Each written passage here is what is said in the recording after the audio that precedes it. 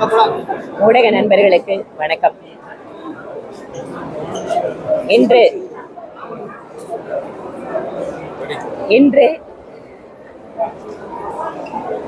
ராணி அகல்யாபாய் ஹோல்கர் அவர்களுடைய 300வது பிறந்த தினம்.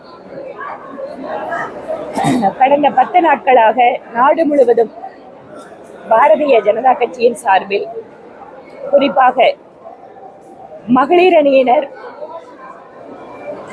ராணி அகல்யாபாய் ஹோல்கருடைய 300வது ஜெயந்தியை பல்வேறு விதமான நிகழ்ச்சிகள் வாயிலாக நாட்டு மக்களுக்கு எடுத்து சென்று கொண்டிருக்கிறார்கள். இந்தூரை தலைமையிடமாக, அதற்கு பின்பாக மகேஸ்வர் என்கின்ற நகரை தலைநகராக கொண்டு ஹோல்கர் வம்சத்திலே மிகச்சிறந்த ஒரு ஆட்சியாளராக தன்னுடைய ஆட்சி காலம் முழுவதும் பொது வாழ்க்கையில் வெளிப்படைத்தன்மையோடு நாட்டு மக்களுடைய மகிழ்ச்சிக்கும் பாதுகாப்புக்கும் முக்கியத்துவம் கொடுத்து, விதவைகள் மறுமணம், அவர்கள் குழந்தைகள் தத்தெடுப்பதற்கான உரிமை, விவசாயிகள் நெசவாளர்கள் அவர்களுக்கென்று இருக்கின்ற பிரச்சனைகளுக்கு தீர்வு கண்டு அவர்களுடைய வாழ்க்கையிலே மேம்பாடு என இந்திய ஆட்சி நடைபெற்ற பல்வேறு காலகட்டங்களில் 17வது நூற்றாண்டினுடைய நிறைவு பகுதியில் மத்திய இந்தியாவில் ஒரு மிகச்சிறந்த ஆட்சியை கொடுத்தவர் ராணி அகல்யாபாய் ஹோல்கர். தனிப்பட்ட வாழ்க்கையிலே அவருக்கு பல்வேறு விதமான துன்பங்கள், வலிகள் இருந்த போதும் கூட ஒரு மிகச்சிறந்த நிர்வாகத்தை கொடுத்து ஒரு வளமையான மகிழ்ச்சிகரமான பகுதியாக தன்னுடைய பிராந்தியத்தை மாற்றி காட்டியவர். அது மட்டுமல்ல, மிக முக்கியமாக தன்னுடைய சொந்த பணத்திலிருந்து காசி விஸ்வநாதர் கோயில், குஜராத்தில் இருக்கின்ற சோமநாதர் கோயில், பூரி ஜெகநாதர் கோயில் மற்றும் ராமேஸ்வரம் வரை அவருடைய தர்ம ஆன்மீக பணிகள் விரிவடைந்திருந்தது. இன்றும் கூட ராணி அகல்யாபாய் ஹோல்கர் அவர்களுடைய மார்பளவு சிலை ராமேஸ்வரத்திலே வைத்திருக்கிறார்கள் என்றால், இந்திய நாடு முழுமையும் தன்னுடைய ஆன்மீக பணிகளால் இந்த நாட்டு மக்களை ஒருங்கிணைத்தவர் ராணி அகல்யாபாய் ஹோல்கர். அவருடைய பிறந்த தினத்தில் இன்று பிரதமர் நரேந்திர மோடி அவர்கள் மத்திய பிரதேச நிகழ்ச்சியிலே கலந்து கொள்கிறார். எங்கள் தேசிய தலைவர் JP நட்டா அவர்கள் ராஜஸ்தான் மாநிலத்தில் ஜெய்ப்பூரில் நிகழ்ச்சியில் கலந்து கொண்டிருக்கிறார். தமிழகத்திலும் கூட ஜூன் 2, 3, 4 இந்த 3 நாட்கள் தொடர்ச்சியாக ஒவ்வொரு மாவட்டத்திலேயும் இதே மாதிரியான கருத்தரங்குகள், அடங்க கூட்டங்கள், கண்காட்சிகள் என்று பல்வேறு நிகழ்ச்சிகள் சிறப்பாக ஏற்பாடு செய்யப்பட்டு வருகிறது. இன்று திருப்பூர் வடக்கு மாவட்டத்தில் இந்த நிகழ்ச்சியில் இங்கு இருக்கக்கூடிய பொறுப்பாளர்கள், மாவட்டத்தினுடைய தலைவர் திரு சீனிவாசன், இந்த நிகழ்ச்சியினுடைய பொறுப்பாளர், இந்த மேற்கு மண்டலத்தை கவனித்துக் கொண்டிருக்கக்கூடிய திரு கோபிநாத் மற்றும் மாநில மாவட்ட நிர்வாகிகளோடு இந்த நிகழ்விலே கலந்து கொண்டிருப்பது எனக்கு மகிழ்ச்சி அளிக்கிறது. ஒரு அரசியல் கட்சி இதுல நாங்க போய் இப்ப கருத்து சொல்றதுங்கிறது சரியா வராது. ஒரு அரசியல் கட்சி, அதுவும் எப்படி ஒரு தந்தை மகனுக்கு இடையில் இருக்கக்கூடிய பிரச்சனை, இதுல ஒரு அரசியல் ரீதியான கருத்து நாங்க எப்படி சொல்ல முடியும்?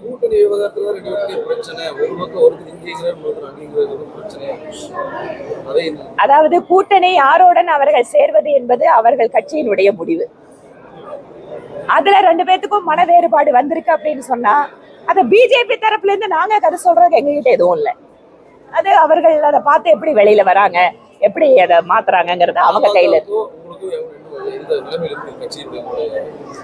தேசிய ஜனநாயக கூட்டணியில் அவர்கள் இருக்கிறாங்க அப்படிங்கிறதுல எந்த மாற்றமும் இல்லை. அதை எப்படி அவர்கள் அடுத்த கட்டத்திற்கு எடுத்து செல்கிறாருங்கிறது பிஜேபி கிட்ட இல்லை, அது பாமக கிட்ட இருக்கு. அதனால அந்த தேர்தல் நெருங்குகின்ற பொழுது, கூட்டணி தொடர்பான கூட்டங்கள் நடைபெறுகின்ற பொழுது இதை பத்தி எல்லாம் நாங்க எதுவும் கருத்து சொல்ல முடியும். நான் தேர்தல் கமிஷன் இல்லைங்க, இல்ல நான் அந்த கட்சியினுடைய நிர்வாகி இல்லை, நான் எப்படி அதுக்கு பதில் சொல்றது? யார் அதுல எப்படி ஒருங்கிணைஞ்சு எல்லாத்தோட ஆதரவு எடுக்கிறாங்க, இல்ல எப்படி அந்த கட்சியினுடைய பலம் இருக்கு, யாருகிட்ட இருக்குங்கிறதெல்லாம் அது அந்த கட்சி தான் முடிவெடுக்கும். பல்வேறு கொலை வழக்குகளை விரைந்து முடிக்க போலி குற்றவாளிகளை தமிழக அரசு கைது பண்ணியிருந்தா இபிஎஸ் தடுத்து. அதற்கான வாய்ப்புகள் இருக்கிறத நாங்க பாக்குறோம். ஏனென்று கேட்டால், குறிப்பாக அண்ணா பல்கலைக்கழக மாணவி விஷயத்துல விரைவாக நீதி வழங்கப்பட்டிருக்கு. ஒரு விதத்துல ஒரு பெண் வழக்கறிஞராக நான் பார்க்கிறேன், உண்மையாகவே குறைந்த காலத்தில் இந்த அளவுக்கு ஒரு கேஸை விரைந்து முடித்து ஒரு தீர்ப்பு வழங்கப்பட்டிருக்கிறது. ஆனால் அதே சமயம் இந்த வழக்கினோட ஆரம்பத்திலிருந்து எல்லா அரசியல் கட்சி தலைவருக்கும் ஒரு சந்தேகம், யார் அந்த சார்? அதற்கான கேள்வி, அதற்கான அந்த தீர்வு, அது தொடர்பாக எழுந்திருக்கக்கூடிய சந்தேகங்களுக்கு தமிழக அரசினுடைய காவல்துறை சரியாக பதில் அளிக்கவில்லை என்பது எங்களுடைய கருத்து. யாரையோ காப்பாற்றுவதற்காக யாருக்கோ ஒருத்தருக்கு தண்டனை கொடுக்கிறார்களா அப்படிங்கிற சந்தேகம் ஏன் வந்திருக்கிறது என்றால், ஆரம்பத்திலிருந்து இந்த வழக்கிலே பல்வேறு முக்கியமான நபர்கள் எல்லாம் அந்த குற்றவாளியோடு இருக்கின்ற புகைப்படங்கள், அவர்களோடு அவர்களுக்கு இருக்கின்ற உறவு, அது மட்டும் இல்லாமல் அவர்கள் போனிலே பேசிக்கொண்ட போது இருந்த வாசகங்கள், இவற்றை பற்றி எல்லாம் தெளிவான எந்த விளக்கமும் இல்லாமல் நாங்கள் நீதி கொடுத்து விட்டோம், தண்டனை கொடுத்து விட்டோம் என சொல்வது எங்களுக்கு ஒரு சந்தேகத்தை ஏற்படுத்தி இருக்கிறது. ஒரு கூட்டணியில ஒரு அரசியல் கட்சி வருதா இல்லையாங்கிறது எல்லாமே அது அந்தந்த காலகட்டம் வரும்போது தான் சொல்ல முடியும். அதனால அதிமுகவினுடைய கட்சி தரப்பிலிருந்து ஒரு பொதுச் செயலாளர் ஒரு அறிக்கை கொடுக்கிறாரு, இல்ல ஒரு தகவல் வந்திருக்குன்னு சொன்னா அவங்க கட்சி கொடுக்க இன்ஸ்ட்ரக்ஷன்.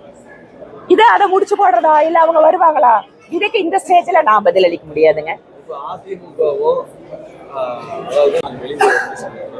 எல்லாமே பாஜகவுடைய நிச்சயமாக ஒற்றுமைப்படுத்துவோம், அதுதான தேசிய ஜனநாயக கூட்டணி. அதனால தேர்தல் நெருங்குகின்ற பொழுது எப்படியெல்லாம் காட்சிகள் மாறுகின்றன அப்படிங்கறத நீங்க பார்க்கதான் போறீங்க. இரண்டாவது, எல்லாவற்றிற்கும் விட மிக முக்கியமாக நாங்கள் பார்ப்பது, திராவிட முன்னேற்ற கழக அரசை இந்த ஆட்சியிலிருந்து அகற்ற வேண்டும் என்பதுதான் இந்த குறிக்கோள். ஏன் முழுக்க முழுக்க இந்த திமுகவினுடைய ஆட்சி என்பது தமிழகத்தினுடைய நலனுக்கு மட்டுமல்ல, இந்த நாட்டினுடைய ஒற்றுமைக்கே பாதகமாக இருக்கும் என அழுத்தமாக நாங்கள் நம்புகிறோம். சோ ஆன்டி நேஷனல் போர்சஸ்க்கு ஸ்ட்ரென்த் ஆகிற மாதிரி இருக்கக்கூடிய கவர்மெண்ட்டை தமிழகத்திலிருந்து அகற்ற வேண்டும் என்பதுதான் எங்களுடைய நோக்கம். அதனால் அப்படி இருக்கின்ற பொழுது யாரெல்லாம் திமுகவை அகற்ற வேண்டும் என்று பேசுகிறார்களோ அவர்கள் எல்லாம் ஓரணியில் நிற்க வேண்டும் என்பது எங்களுடைய விருப்பம். அதற்காக தேசிய ஜனநாயக கூட்டணி ஒரு பரந்துபட்ட தளத்தை உருவாக்கி கொண்டிருக்கிறது. இந்த டைம் இந்த ராஜ்யசபா சீட்ல தமிழகத்துல மேலும் யாரா ஒரு வாய்ப்பு. ராஜ்யசபா எம்பி அப்படிங்கிறது எம்எல்ஏக்களுடைய பலத்தை வச்சு முடிவு பண்றது. இன்னைக்கு தேதியில எங்க கிட்ட 4 எம்எல்ஏ தான் இருக்காங்க. ஏற்கனவே கூட்டணியிலயும் நாங்க இருக்கோம். அதனால கூட்டணியில யாருக்கு கொடுக்கலாம், யாருக்கு என்ன பண்ணலாம், இல்ல எந்த கட்சி அதை எடுத்துக்கிறது அப்படிங்கறது எல்லாமே கட்சியினுடைய தேசிய தலைமையோடு கலந்து பேசி எங்கள் மாநில தலைவர் இது குறித்து முடிவுகளை அறிவிப்பார், சொல்லுவார்.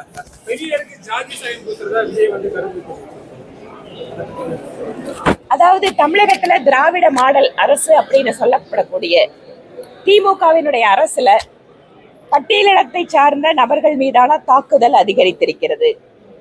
பெண்ணுரிமை தான் எங்களுடைய அடிப்படை திராவிட மாடலுக்குன்னு சொல்லக்கூடிய திமுக ஆட்சியில பெண்கள் மீதான குற்றங்கள் அதிகரித்திருக்கிறது.